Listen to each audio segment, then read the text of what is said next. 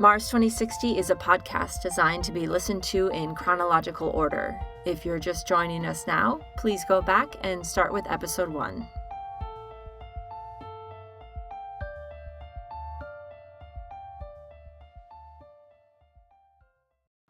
This is Jenna interviewing Patricia Lucan in the infirmary. She's one of the nurses on Colony 1. Patricia shares some of the physical and mental problems that occur during space travel and on Mars. The main meds I gave out on the flight were for motion sickness, sleep deprivation. We had a lot of that, which I was expecting. Lack of gravity really messes with your inner ear and causes nausea and disorientation. I've also heard zero gravity can affect your organs. Yeah, your heart can actually shrink and get weaker. And on Earth, when you're standing, your heart has to work extra hard against gravity to move blood around your body. Without gravity, it doesn't need to work nearly as hard. The blood, along with your other fluids, go directly to your upper body. So you mentioned that your daily tasks changed when you landed on Mars. Yes, the main health problems that occurred had to do with the mind. Did you have to give a lot of medication for anxiety and depression?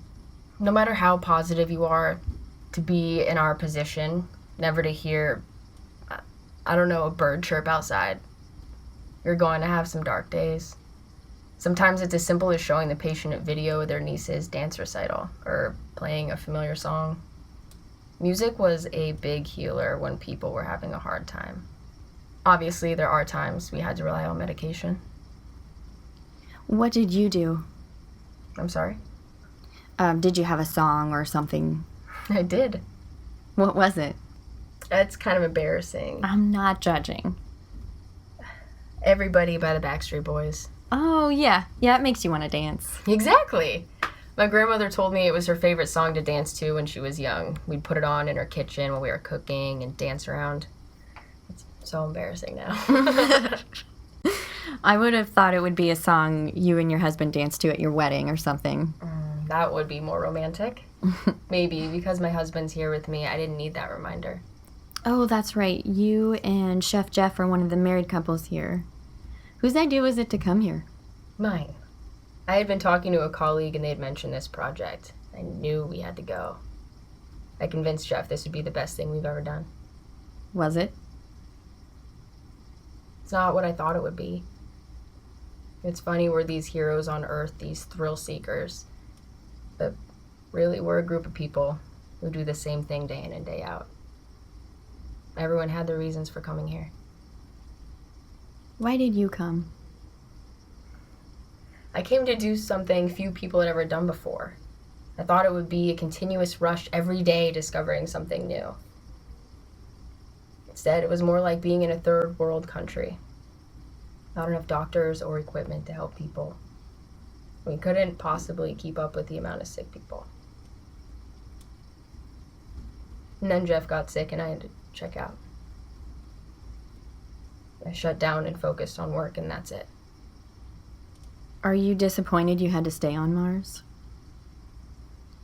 I was, but I'm adjusting.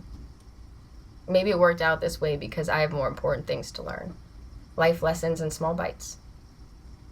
What do you mean? Watching a tomato form on a vine. Getting redder and redder each day is a blessing.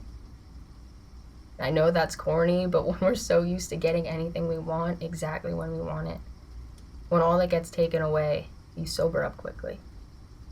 You understand gratitude when you finally get to bite into one of those tomatoes and the juices run down your hand. Forget about it. It tastes like you've uncovered the secrets of the universe.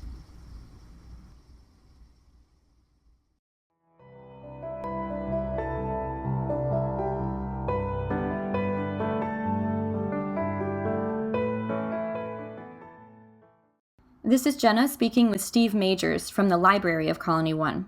Steve is the lead structural engineer here. Steve talks about the dangers of dust storms and the construction of the habitats.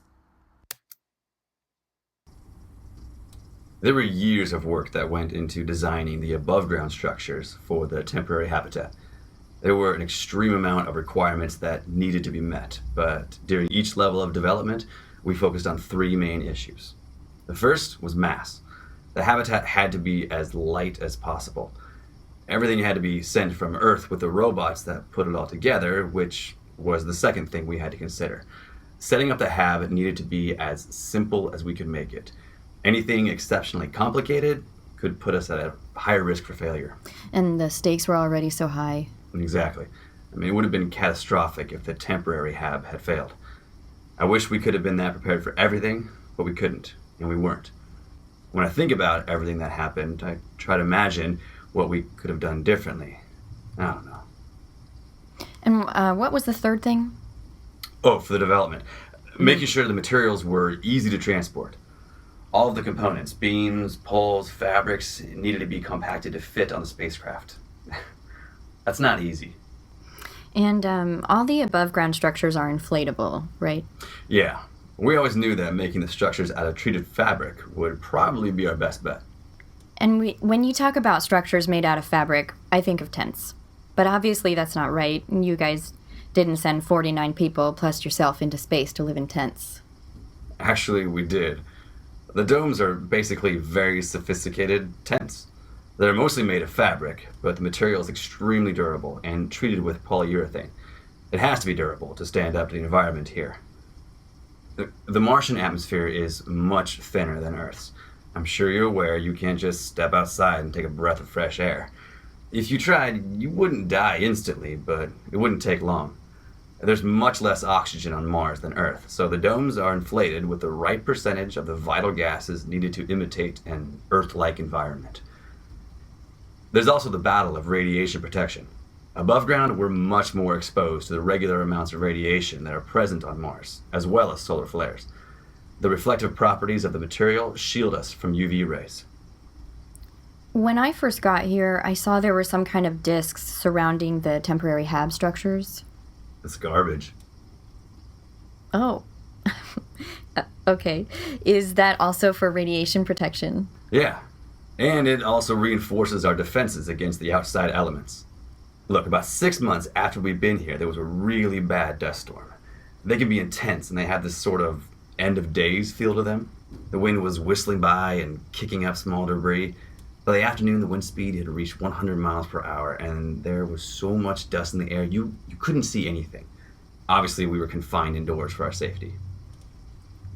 My bunkmates and I were in our room reading when all of a sudden a seam ripped open on the side of the dome right above our heads. For a quick second, we were all stunned. And without a word, we ran for the door. The air pressure dropped immediately. Thankfully, we still had our wits about us enough to seal the airlocks after we got out. I headed to our storage room, grabbed a spare suit and my work bag. By the time I got back to the dome with the patch kit, that faulty little seam had caused the whole room to deflate. My gosh, were you able to fix it right away? Not completely. I needed to reinforce the seal from outside, and I don't have a death wish. Walking out into a storm like that would be crazy. You can't even see 2 centimeters in front of you.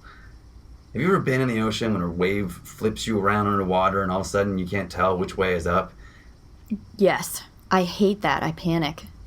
Well, of course you do. That's how it would feel if you got lost in one of these dust storms. The hab could be 1 meter to your left and you never even know it. You could easily lose your bearings and not know which way to go.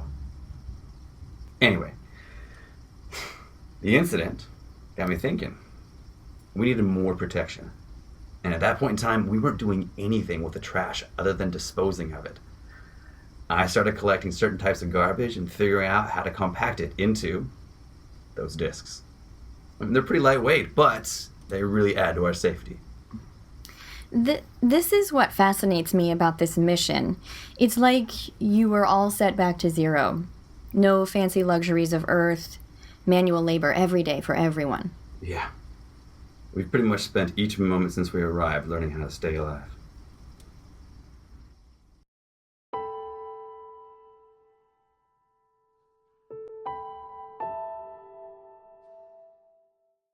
This is Megan speaking to Adia Dayal from her lab in Bangalore, India.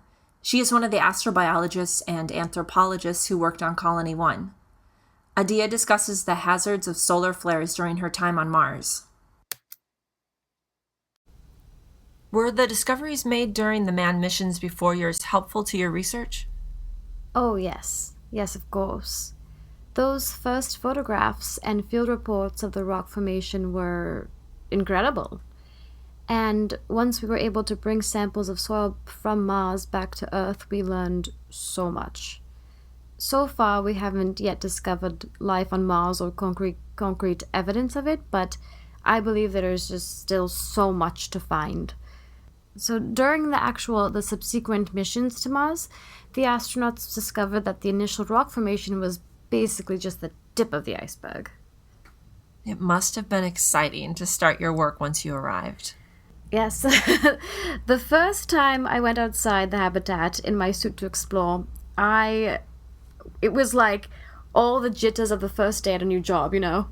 There was just so much hope and anticipation. I was just so excited to use the robots we had for digging.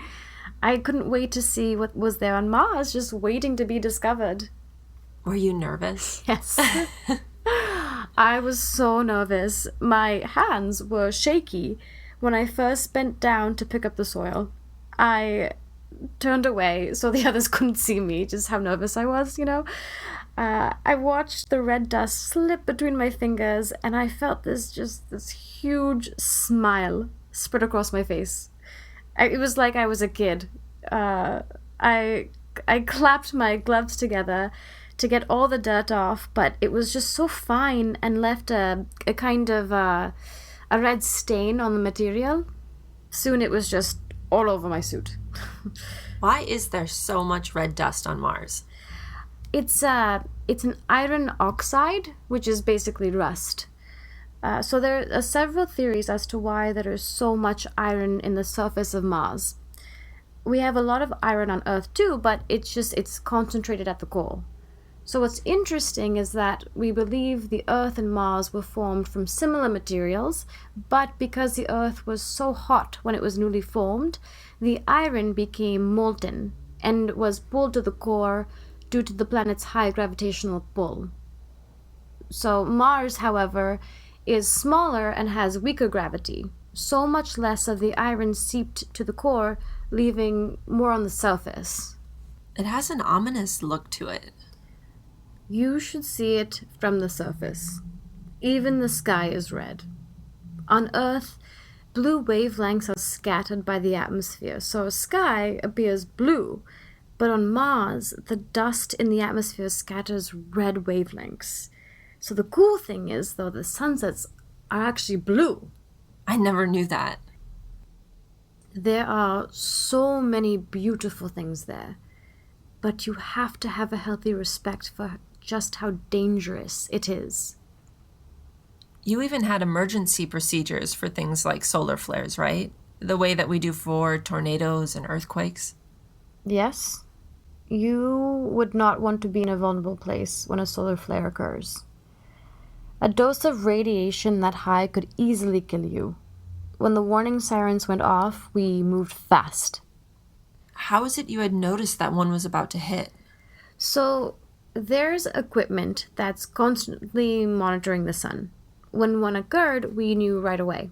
So, we would gather in one of the safety zones. There is one in each habitat. They're equipped with much heavier shielding than the other areas of the structures. They're small spaces, but thankfully we didn't have to cram into them for too long. Like everything else, we got used to it. It became a part of a normal existence, even though it was still a bit unnerving. But I did have a close call myself once. What happened? Well, my assistant Victor and I had left the hab in one of our EVs, expedition vehicle, and so we were out collecting samples near the dig site when we heard the solar flare siren. We immediately gathered our things, and soon we were back at the EV. We loaded everything inside as fast as we could, but then I couldn't get the systems to power up. And Victor shot me a look and then got out to open the side panels and hood. He checked all the wire connections while I got in contact with the hab, but their voices were just cutting out and They could barely hear me. So it's common for solar flares to scramble radio transmissions. I couldn't reach them anymore. And they weren't coming to help us. It was just too dangerous. My stomach was in knots. I stepped out of the vehicle and I grabbed Victor and I told him we were going to have to wait in the EV until the flare passed. He shook his head and he turned back to keep checking the machinery, and the alarm pattern, it quickened. And Victor, I remember he looked at me and his entire face was red and there were just these tears in his eyes. I yelled at him to get inside of the EV. And look, I knew it wouldn't protect us much, but, they're not built for that, and neither were our suits. But I thought, hey, it was better than nothing. So we got in and we sank down in our seats as much as possible. I remember just before I ducked my head down, I noticed the blue sunset. It was so beautiful, but just so terrifying at the same time. And I reached over to touch Victor's arm, and my pulse was racing, and I could only assume his was as well. After a while, the siren stopped. It was completely dark out, and I think it was another hour that passed, and suddenly the radio transmission, it came in, and there aren't words to describe how relieved I was to hear them say that they were coming to get us. Really. But Victor, he turned to me and he smiled for a brief moment, and then his expression just darkened. And I knew what he was thinking. We were far from being out of the woods. It was still possible we wouldn't live for long if we had received high dosage of radiation, Victor and I, we had been trained to remain calm in these stressful situations. But this was just different. Did you think the worst was going to happen when you got back and were examined by the doctors? I was trying not to think about the worst thing happening. But, it's difficult to do when you have hours of silence to be alone with your thoughts. What happened when you got back? We went straight to the infirmary for tests. And Dr. Hamilton told us the good news. Apparently the solar flare had been a small one. We had very low levels of radiation in our system. We would be okay. They thought because the sun was almost set when the solar flare hit, we were probably on the Terminator, the dividing line between day and night. So the radiation coming off the sun mostly hit other parts of Mars. I do not know how we got so lucky. God. We were so lucky.